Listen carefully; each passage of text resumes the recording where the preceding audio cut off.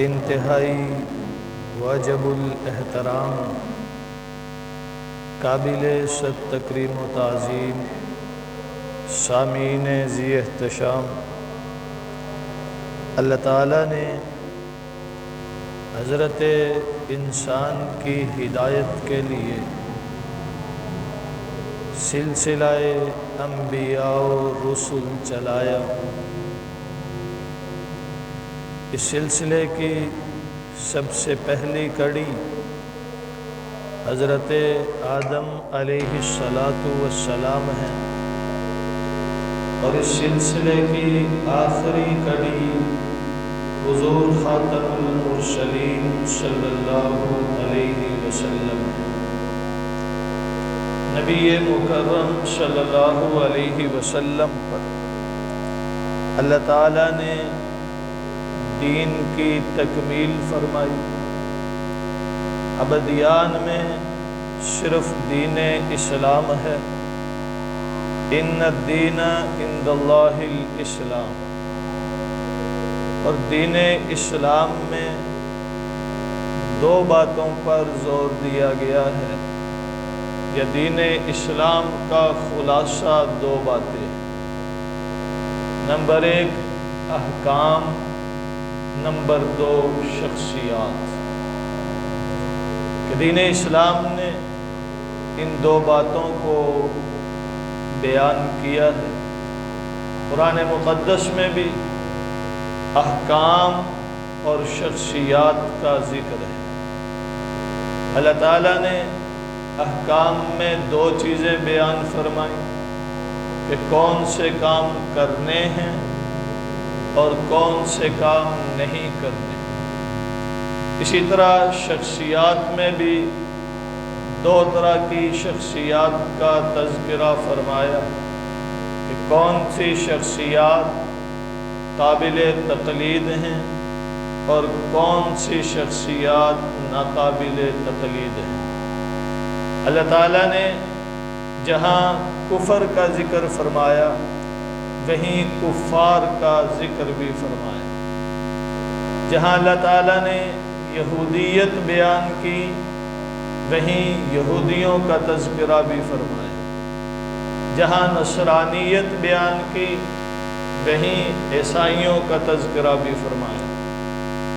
جہاں ایمان کا ذکر ہوا وہیں اہل ایمان کا ذکر بھی کیا گیا۔ تو جس طرح احکام بیان ہوئے اسی طرح شخصیات کے تذکرے کیے گئے، اور شخصیات کا تذکرہ ہمارے معاشرے میں بھی مسلم ہے۔ ہم جب اپنے کسی بچے کو سمجھاتے ہیں کہ بیٹا محنت کرو کامیابی ملے گی، تو ساتھ مثال کے طور پر کسی شخصیت کو بیان کرتے ہیں کہ محنت کرو گے، لگن سے پڑھو گے تو اپنے چچا کے بیٹے کی طرح کامیابی سے ہمکنار رہو گے۔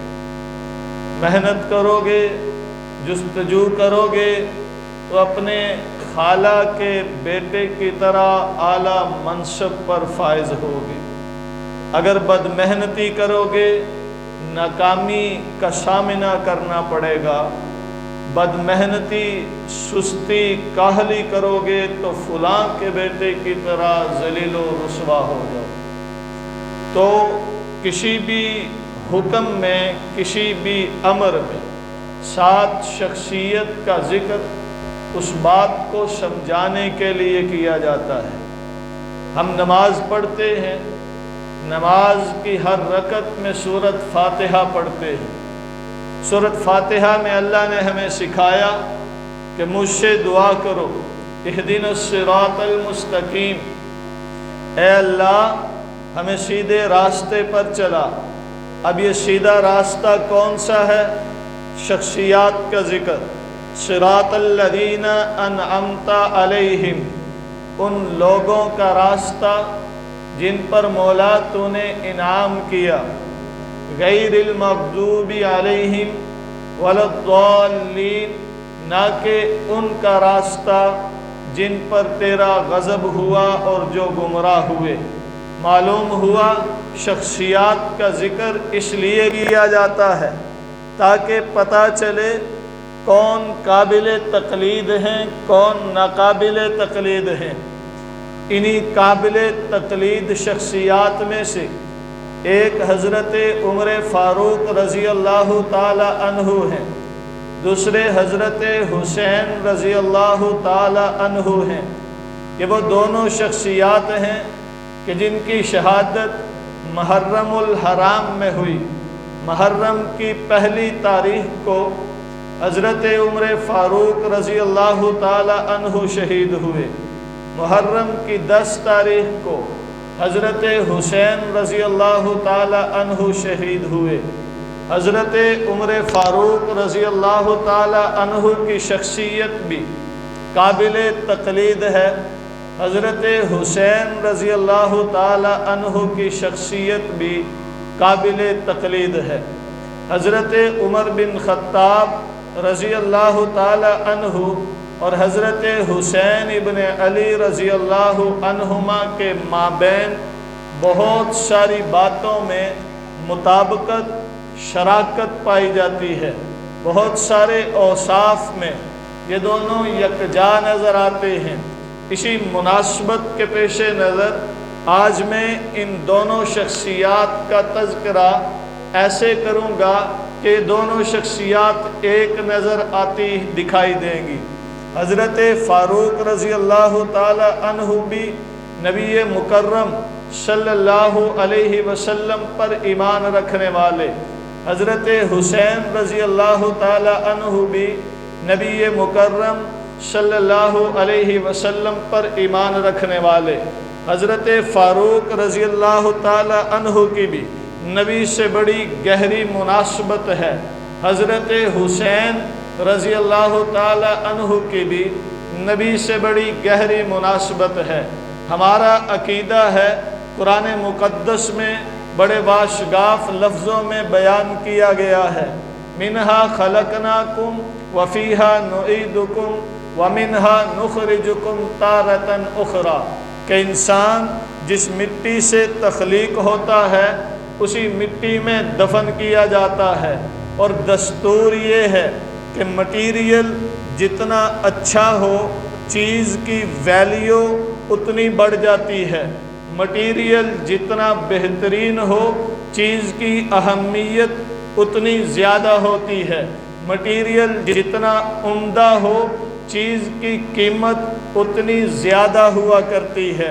اب آئیے، جب انسان جس مٹی سے تخلیق ہوا ہے اسی مٹی میں دفن کیا جاتا ہے، اور اس پر ایک روایت بھی دال ہے، نبی مکرم صلی اللہ علیہ وسلم جب مدینہ منورہ تشریف لے گئے، حبشہ سے ایک شخص مدینہ منورہ آیا، نبی مکرم صلی اللہ علیہ وسلم کا کلمہ پڑھا، حضور علیہ السلام پر ایمان لایا، پھر کچھ ایام کے بعد اس کا انتقال ہو گیا، اسے جنت البقیع میں دفن کیا گیا۔ جب اسے دفن کیا گیا تو حضور خاتم المرسلین صلی اللہ علیہ وسلم نے فرمایا، دفن الطین التی خلق منہا، کہ یہ جس مٹی سے بنایا گیا تھا اسی مٹی میں دفن کیا گیا ہے۔ معلوم ہوا کہ انسان کی تخلیق جہاں سے ہو، جہاں کی مٹی لے کر انسان کو بنایا گیا ہو، وہاں کی مٹی میں ہی اسے دفنایا جاتا ہے، وہاں کی مٹی میں ہی وہ واپس جایا کرتا ہے۔ اب آئیے، حضرت عمر فاروق رضی اللہ تعالی عنہ کہاں سوئے ہوئے ہیں؟ نبی مکرم صلی اللہ علیہ وسلم کے ساتھ سوئے ہوئے ہیں۔ حضور خاتم المرسلین صلی اللہ علیہ وسلم کہاں سوئے ہوئے ہیں؟ ریاض الجنہ میں سوئے ہوئے ہیں، جہاں حضور نبی مکرم صلی اللہ علیہ وسلم محو استراحت ہیں، وہیں ابو بکر بھی محو استراحت ہیں، وہیں عمر فاروق بھی محو استراحت ہیں۔ اس جگہ کو حجرہ عائشہ کہتے ہیں۔ ایک قبر کی جگہ باقی ہے جہاں حضرت عیسیٰ علیہ السلام نزول آسمانی کے بعد جب انتقال فرمائیں گے تو دفن کیا جائے گا۔ معلوم ہوا ان چاروں کی مٹی قریب ترین ہے۔ حضور خاتم المرسلین صلی اللہ علیہ وسلم بھی اللہ کے نبی، حضرت عیسیٰ بھی اللہ کے نبی، ابو بکر نبی نہیں ہیں، حضور کے امتی صحابی ہیں، عمر نبی نہیں ہیں، حضور کے امتی صحابی ہیں، لیکن حضور کے ساتھ سوئے ہوئے ہیں، قریب کی مٹی سے تخلیق کیے گئے ہیں، اور مٹی کے اوصاف ایک ہوا کرتے ہیں۔ جب ایک جگہ کی مٹی ہو اس کے اوصاف بھی ایک ہی ہوتے ہیں۔ تبھی تو حضور علیہ السلام نے فرمایا لو کان بعدی نبی لکان عمر، میرے بعد اگر کوئی نبی ہوتا تو وہ عمر ہوتا، چونکہ نبوت کا دروازہ بند ہو چکا ہے، عمر نبی تو نہیں بن سکتے، حضور کے امتی ہیں، اگرچہ اوصاف نبوت پائے جاتے ہیں۔ یہ نبی مکرم صلی اللہ علیہ وسلم کے ساتھ عمر کی تخلیقی مناسبت ہے کہ حضور جس مٹی سے تخلیق کیے گئے، قریب کی مٹی سے عمر بھی تخلیق کیے گئے۔ یہ حضرت عمر کی حضور علیہ السلام سے تخلیقی قرابت ہے۔ جہاں حضرت عمر نبی سے یہ قرابت رکھتے ہیں، وہیں حضرت حسین بھی نبی سے یہ قرابت رکھتے ہیں۔ حضور خاتم المرسلین صلی اللہ علیہ وسلم کی چچی جان ہے، حضرت عباس کی اہلیہ ہے، نام ام الفضل ہے۔ ام الفضل نے خواب دیکھا، اللہ کے رسول کے پاس آئیں، یا رسول اللہ صلی اللہ علیہ وسلم، میں نے ایک بڑا عجیب خواب دیکھا ہے، بڑا برا خواب دیکھا ہے۔ حضور نے پوچھا کون سا خواب ہے؟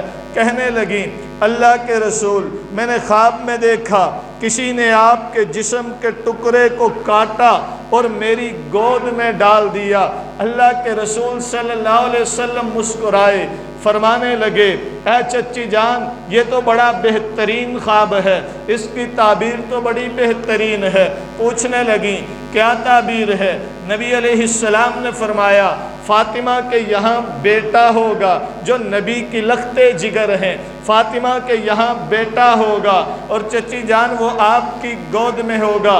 پھر حضرت فاطمہ کے یہاں جب حضرت حسین کی ولادت ہوئی تو حضور کی چچی حضرت عباس کی اہلیہ ام الفضل نے حضرت حسین کو گود میں لیا اور فرمایا آج وہ خواب کی تعبیر پوری ہوئی جو میں نے نبی کے سامنے عرض کیا تھا۔ یہ نبی کے جسم کا ٹکڑا ہے اور کس کی گود میں ہے؟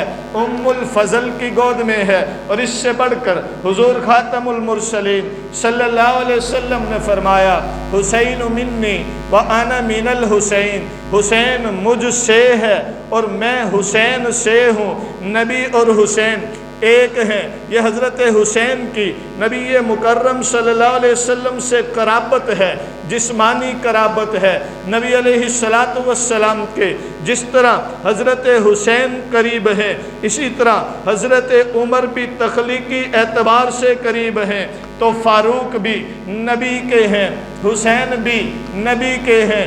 اسی طرح یہ وہ دونوں لوگ ہیں کہ جن کے کانوں میں سب سے پہلی آواز گئی تو نبی مکرم صلی اللہ علیہ وسلم کی گئی جب حضرت عمر ایمان لائے۔ ایمان لانے کے بعد نبی نے کلمہ پڑھایا، حضرت عمر نے کلمہ پڑھا اشہد اللہ الہ الا اللہ۔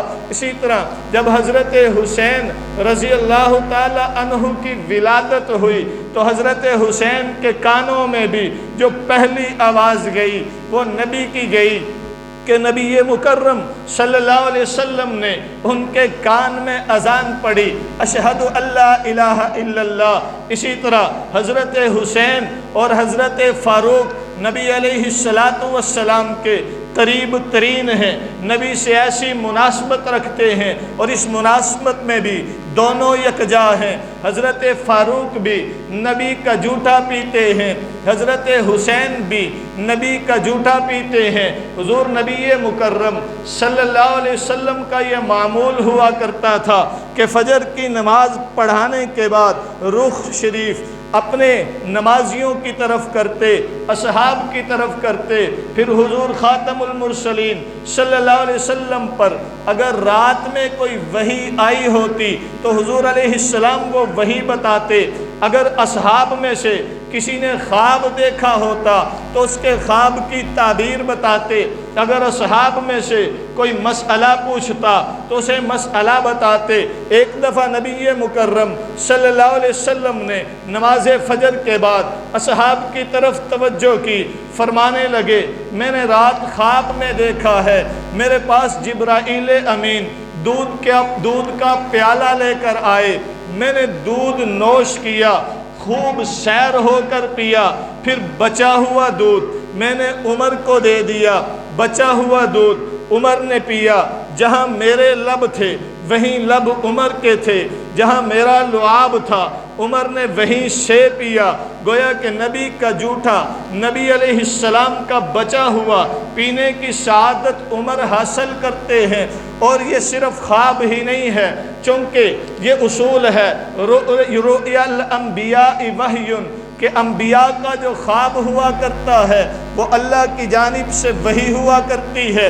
ادھر حضرت فاروق نبی علیہ السلام سے یہ مناسبت رکھتے ہیں۔ صحابہ نے پوچھا اللہ کے رسول اس کی تعبیر کیا ہے؟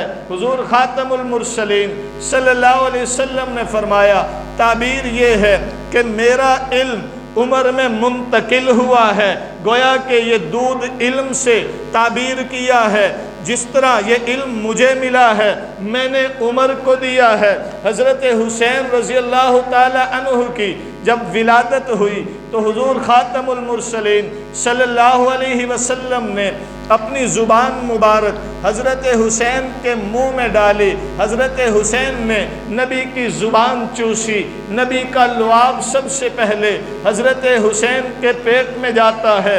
عمر بھی یہ مناسبت نبی سے رکھتے ہیں، حسین بھی یہ مناسبت نبی سے رکھتے ہیں، دونوں نبی کے قریب ترین ہیں، دونوں نبی کے شاگرد بھی ہیں، دونوں نبی کا کلمہ پڑھنے والے ہیں، دونوں نبی کے صحابی بھی ہیں، دونوں کو یہ اعزاز حاصل ہے کہ وہ نبی مکرم صلی اللہ علیہ وسلم کے صحابی بنے ہیں۔ اور یہ صحابی بھی کوئی خود سے نہیں بنتا، جس طرح اللہ تعالیٰ نبوت کو انتخاب کرتے ہیں، اللہ یستفی من الملائکۃ رسلا ومن الناس، اللہ رسول چنتا ہے لوگوں میں سے، یہ انتخاب اللہ کرتا ہے۔ اسی طرح اللہ کے رسول صلی اللہ علیہ وسلم نے فرمایا ان اللہ اختارنی واختار لی اصحابی، اللہ نے مجھے چنا اور پھر میرے لیے میرے صحابہ کو چنا۔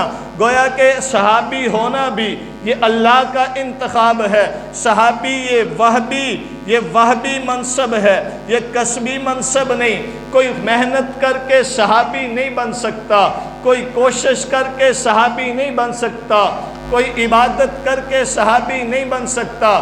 صحابی وہی بنتا ہے جسے اللہ صحابیت کے لیے چنتا ہے۔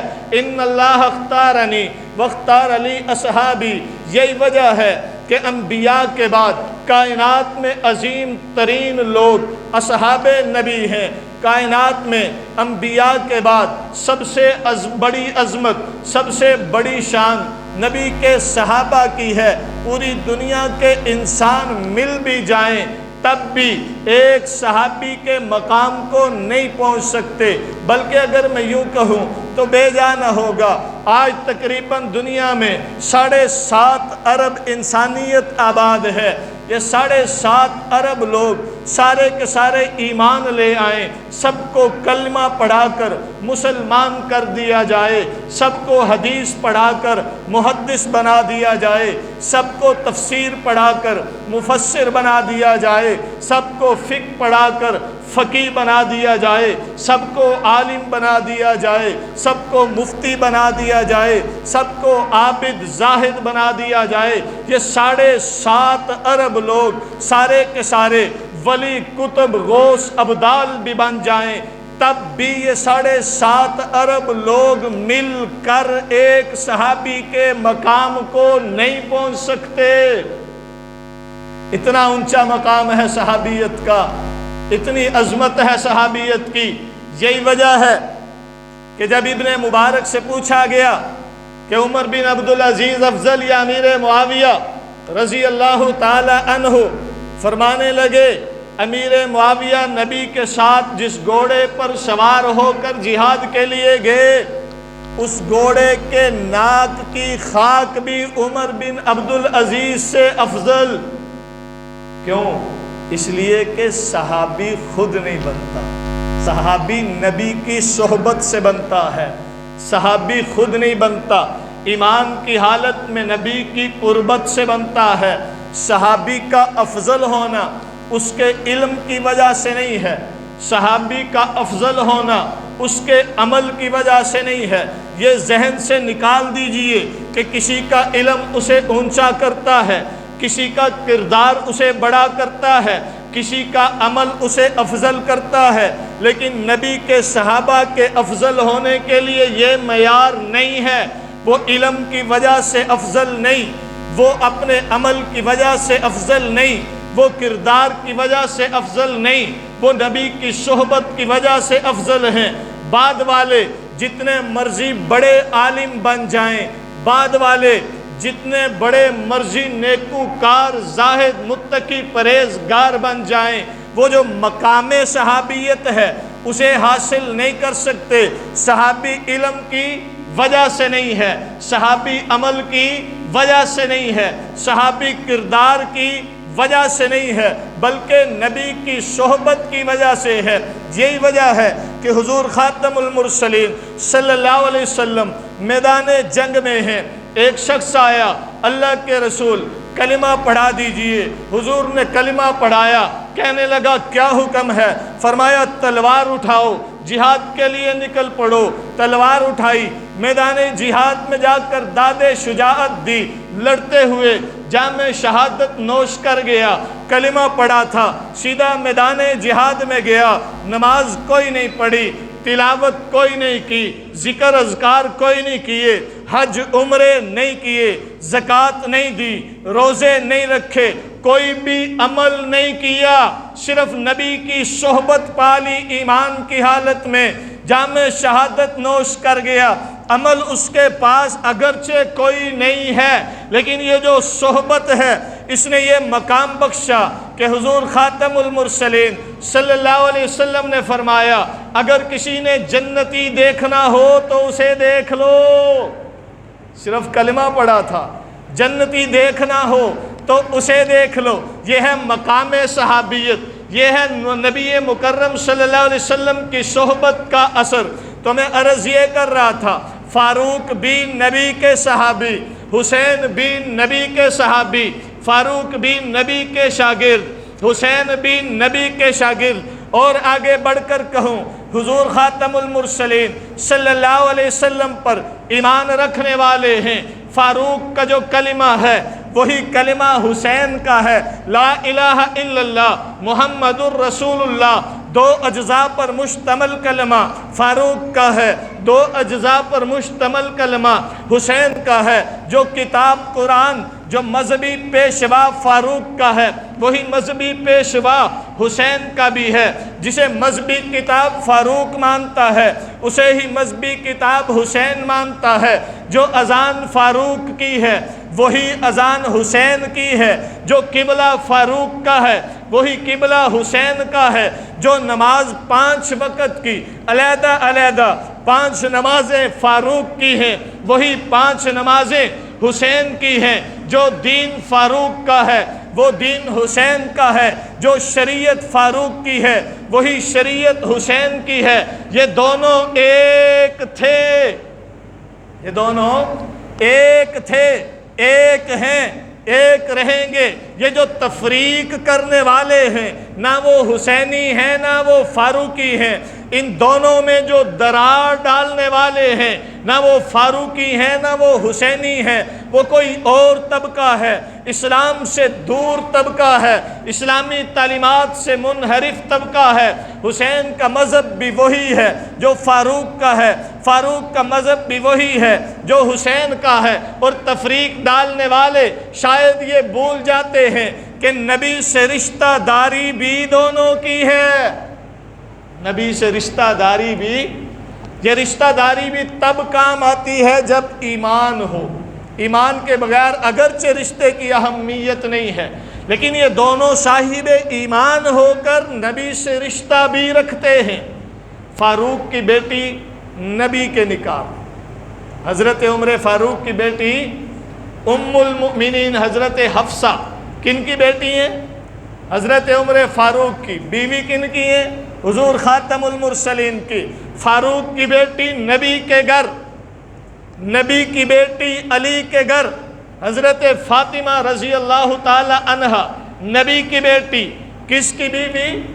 حضرت علی کی۔ ماں کس کی؟ حضرت حسین کی۔ توجہ کرنا، نبی کی بیٹی علی کے گھر، پھر علی کی بیٹی عمر کے گھر۔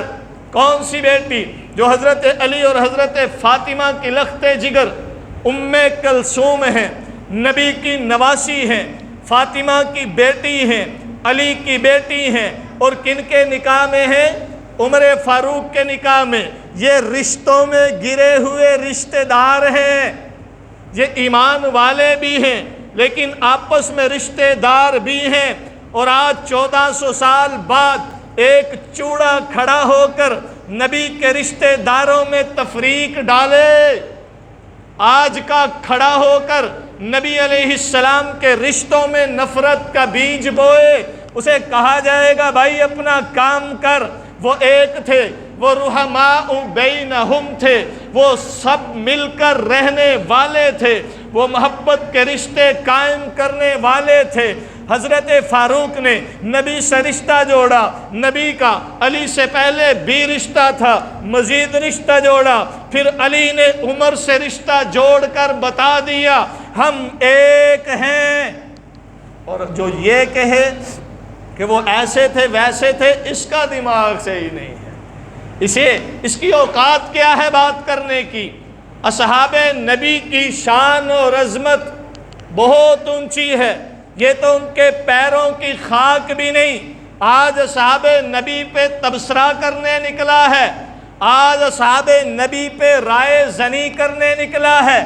بہرکیف فاروق بھی نبی کے رشتہ دار، حسین بھی نبی کے رشتہ دار، فاروق بھی علی کے رشتہ دار، حسین بھی علی کے رشتہ دار، نہیں، فاروق حسین کے رشتہ دار، حسین فاروق کے رشتہ دار۔ یہ دونوں ایک تھے، ایک ہیں، ایک ہی رہیں گے۔ کسی کے تفریق کرنے سے ان میں تفریق ہو نہیں سکتی۔ پھر آگے بڑھ کر کہنا چاہوں گا کہ فاروق بھی بہادر، حسین بھی بہادر۔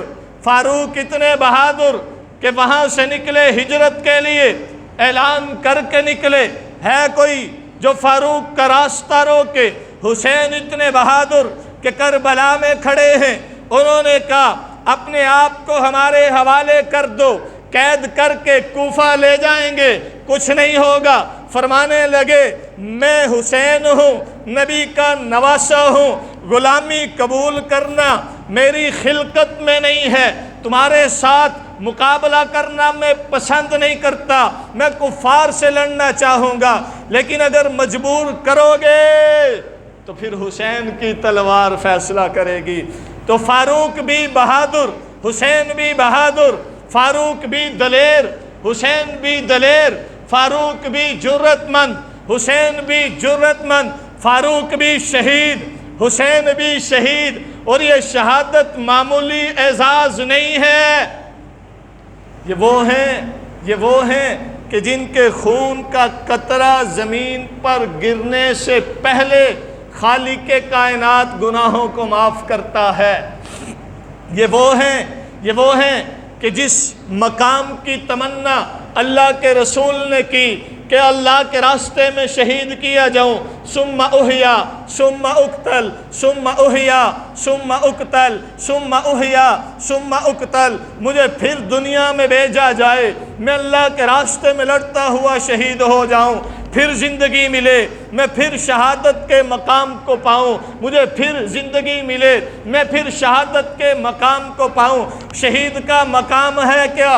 افق کے اس پار جا کے دیکھو، حیات تازہ کے کیا مزے ہیں، ذرا یہ گردن کٹا کے دیکھو۔ یہ وہ عظیم لوگ ہیں کہ جن کے بارے میں اللہ فرماتے ہیں کہ تم انہیں مردہ نہ کہو، عند ربہم یرزقون، اللہ انہیں رزق بھی دیتا ہے، تمہیں شعور نہیں ہے، تم سمجھ نہیں سکتے۔ شہادت کا مقام بڑا اونچا ہے، شہادت کا مقام بڑا بلند ہے۔ جو شہید ہوتے ہیں وہ امر ہو جاتے ہیں، جو شہید ہوتے ہیں وہ زندگی پا جاتے ہیں، جو شہید ہوتے ہیں وہ کامیاب ہو جاتے ہیں۔ حضرت فاروق اعظم رضی اللہ تعالی عنہ فرماتے ہیں کہ اللہ کے رسول کے ساتھ میں احد پہاڑ پر کھڑا تھا، میرے ساتھ ابو بکر صدیق کھڑے تھے، ساتھ عثمان غنی کھڑے تھے، حضور خاتم المرسلین صلی اللہ علیہ وسلم بھی جلوہ افروز تھے۔ پہاڑ ہلنے لگا، اللہ کے رسول نے اسے عصا سے مارا اور فرمایا کہ احد تو نہیں جانتا تجھ پر ایک نبی، ایک صدیق، دو شہید کھڑے ہیں۔ حضرت فاروق اعظم رضی اللہ تعالیٰ عنہ فرماتے ہیں مجھے نبی کی بات کا پورا یقین تھا، چونکہ نبی جو فرماتے ہیں وہ ہو کر رہتا ہے، جو نبی فرما دیں ویسا نہ ہو ایسا ممکن نہیں ہے۔ یہاں ایک بات عرض کرنا چاہوں گا، جب حضرت عمر فاروق رضی اللہ تعالیٰ عنہ خلیفہ بنے، حضرت عمر فاروق کے کندھوں پر بار خلافت آیا، ایران کا علاقہ فتح ہوا۔ جب ایران کا علاقہ فتح ہوا، مال غنیمت مدینہ منورہ آیا، حضرت عمر فاروق رضی اللہ تعالیٰ نے مال غنیمت کی بوریاں کھولی، گٹھریاں کھولی، ایک ایک چیز دیکھی۔ جب سارا مال غنیمت سامنے کھل گیا، فرمانے لگے کوئی اور بوری گٹھری رہ گئی ہوگی، نہیں امیر المؤمنین یہی مال غنیمت تھا۔ اچھا ذرا بوریاں جھاڑ کے دیکھا جائے، بوریاں بھی جھاڑ لی گئیں، امیر المؤمنین خالی ہیں بوریاں اور کچھ نہیں بچا۔ امیر المؤمنین بڑے پریشان ہیں، لیکن کسی سے تذکرہ نہیں کر رہے، کسی کو بات بتا نہیں رہے۔ 3 دن گزر گئے، 3 دن کے بعد ایک شخص آیا نحیف اور کمزور حالت میں، کہنے لگا امیر المؤمنین میں بھی ایران کی جنگ میں شامل تھا، وہاں سے مال غنیمت جمع کرنے والوں میں میں بھی شامل تھا، میرے پاس بھی کچھ مال غنیمت تھا، آتے ہوئے میں راستہ بھٹک گیا، قافلے سے بچھڑ گیا، بیمار ہونے کی وجہ سے ذرا تاخیر ہوئی ہے، یہ مال غنیمت میرے پاس تھا، آپ کے حوالے کرنا چاہتا ہوں۔ جب حضرت عمر فاروق نے اس مال غنیمت کو دیکھا، آپ کے چہرے پہ مسکراہٹ آ گئی۔ امیر المؤمنین نے فرمایا کہ یہ وہی مال ہے جس کی بشارت اللہ کے رسول نے دی تھی، میری بات کا یقین نہیں آتا تو سراقہ کو بلا لو۔ سراقہ کو بلا لیا گیا۔ ہاں سراقہ بتا، جب تو ہجرت کی رات نبی علیہ السلام کا پیچھا کرتے ہوئے ان کے پاس پہنچا تھا تو نبی نے کیا فرمایا تھا؟ سراقہ کہنے لگے، نبی نے فرمایا تھا سراقہ تیرے ہاتھ میں کسریٰ کے کنگن ہوں گے۔ اور جب ایران کا مال غنیمت آیا میں دیکھ رہا تھا وہ کسریٰ کے کنگن کی طرح ہیں۔ نبی کا فرمان تو غلط نہیں ہو سکتا، میں ان کنگن کا انتظار کر رہا تھا۔ آج جب یہ شخص لے کر آیا مجھے تسلی ہو گئی، اطمینان ہو گیا۔ اور جب تک مسلمان فوج میں ایسے سپاہی موجود ہیں، مسلمان فوج کو کوئی شکست نہیں دے سکتا۔ حضرت عبد الرحمن بن عوف کھڑے ہوئے، حضرت عمر کے کندھے پر ہاتھ رکھا، فرمانے لگے امیر المومنین آپ نے بات ٹھیک نہیں کی، اگر مجھے اجازت ہو تو میں یوں کہنا چاہوں گا کہ جب تک مسلمان فوج کا سپہ سالار عمر فاروق ہوگا تب تک مسلمان فوج ایسی ہوگی۔ تو حضرت عمر فرماتے ہیں کہ جب نبی نے شہادت کا ذکر کیا احد پہاڑ پہ کھڑے ہو کے میں خلیفہ بنا، میں سوچنے لگا عمر میدان جنگ میں تو جا نہیں سکتا اور شہید کیسے ہوگا، لیکن جب یہ کسریٰ کے ہاتھوں میں آتے ہوئے کنگن میں نے دیکھے مجھے یقین ہو گیا عین الیقین ہو گیا کہ وہ رب عمر کو مدینہ سے نکالے بغیر شہادت کو یہاں تک لا سکتا ہے۔ اب مجھے یقین ہے کہ میرے مقدر میں شہادت ہی ہوگی، اس لیے کہ میرے نبی نے مجھے شہید کہا ہے اور یہی بشارت حضرت حسین کو بھی دی گئی ہے۔ پھر حضرت حسین بھی کربلا کے میدان میں داد شجاعت دیتے ہوئے دشمن کے سامنے ڈٹ کھڑے ہوئے، وہ لوگ جنہوں نے حضرت حسین کو بلایا تھا تلواریں لے کر سامنے آ گئے۔ حضرت حسین نے فرمایا تم جیسا جھوٹا آج تک نہیں دیکھا، تم جیسے غدار میں نے نہیں دیکھے، خود بلایا، خود خط لکھے، آج تلواریں لے کر میرے مقابلے میں آگے ہو۔ انہوں نے حضرت حسین اور آپ کے 72 رفقا کو شہید کیا، تو حضرت فاروق بھی شہید، حضرت حسین بھی شہید، حضرت فاروق کو بھی شہادت کی بشارت ملی، حضرت حسین کو بھی شہادت کی بشارت ملی۔ نہیں، یہ دونوں عظیم لوگ ہیں، یہ دونوں وہ ہیں کہ جن کے بارے میں اللہ کا فرمان ہے، اولئک الذین انعم اللہ علیہم من النبیین والصدیقین والشہداء والصالحین۔ یہ دونوں صدیق بھی ہیں، یہ دونوں شہداء بھی ہیں، یہ دونوں صالحین بھی ہیں، اور یہی وہ لوگ ہیں جن کے نقش قدم پر چلنے کی دعا اللہ ہمیں سکھاتے ہیں۔ اہدنا الصراط المستقیم صراط الذین انعمت علیہم، یا اللہ ان لوگوں کے راستے پر چلائیو جن پر تو نے انعام کیا، اور انہی لوگوں میں سے ایک فاروق ہیں، دوسرے حسین ہیں۔ معلوم ہوا سیدھے راستے پر وہی ہوگا جو فاروق و حسین دونوں کے راستے پر چلے گا، اور جو کسی ایک کو بھی چھوڑ کر آگے پیچھے ہونے والا ہے وہ بھٹکنے والا ہے، بلکہ حقیقت میں وہ تو دونوں کا راستہ چھوڑے ہوئے ہیں۔